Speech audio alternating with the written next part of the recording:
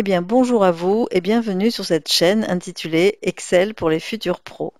Dans cette vidéo, je vous présente uniquement le sommaire d'une autre vidéo qui propose un apprentissage des célèbres tableaux croisés dynamiques d'Excel, et ceci en 6 étapes. Comme l'ensemble des 6 étapes dure 1 heure, pile d'ailleurs, alors ce qui peut paraître beaucoup, même si c'est vraiment très peu de choses par rapport au temps que va vous faire gagner cette formation et les tableaux croisés dynamiques en général, j'ai quand même découpé donc la vidéo globale en 6 vidéos, ce qui peut vous permettre un visionnage ou un revisionnage plus rapide. Malgré tout, si vous optez pour la vidéo intégrale, il y a des indications de minutage qui sont précisées au début, au niveau du sommaire, pour vous permettre d'atteindre facilement les différentes parties.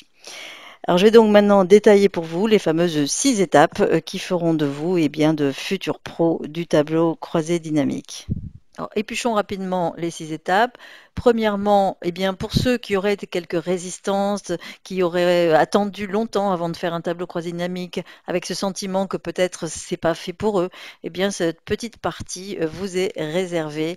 Et surtout, si vous ne vous sentez pas concerné, regardez-la peut-être pour pouvoir donner des arguments aux personnes que vous connaissez et qui ont ces mêmes appréhensions. Alors, c'est bien de se sentir capable, mais encore faut-il avoir compris à quoi ça sert de faire un tableau croisé dynamique, quel est le bénéfice. Donc, c'est ce que je vous expliquerai dans cette partie. Avant de vous lancer dans le tableau croisé dynamique, je vous prouverai, je vous dirai plusieurs fois, vous verrez que c'est mon cheval de bataille, que le secret de la réussite d'un tableau croisé dynamique, c'est la liste de données, les éléments dont on part pour créer le tableau croisé. Et ce sont ces données qu'il faut absolument bien présenter.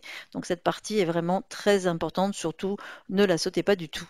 Alors à ce stade, oui, vous l'aurez bien mérité, vous ferez votre premier tableau croisé dynamique et je serai ravie d'être à vos côtés dans ce grand moment.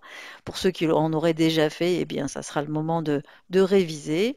Alors, dans cette partie 5, on verra qu'un premier tableau croisé dynamique, c'est pas toujours exactement comme on voudrait. Et même quand on en fait depuis longtemps, bien, évidemment, il faut connaître des astuces pour modifier tout ou partie de ce tableau croisé. C'est ce qu'on verra dans cette partie-là. Alors dans cette partie 6, bien évidemment, c'est un peu l'apothéose. Bon, vous pourrez peut-être la regarder, pas forcément à la suite, tout de suite de l'autre, peut-être après avoir fait quelques tests, avoir un petit peu éprouvé vos connaissances, les connaissances acquises précédemment. À ce stade-là, vous en saurez vraiment beaucoup déjà sur le sujet des tableaux croisés dynamiques. Il restera évidemment la pratique, mais en tout cas, je ne sais pas si vous brillerez en société, mais en tout cas en entreprise, et vous aurez acquis, c'est sûr, un savoir-faire très prisé dans le milieu professionnel.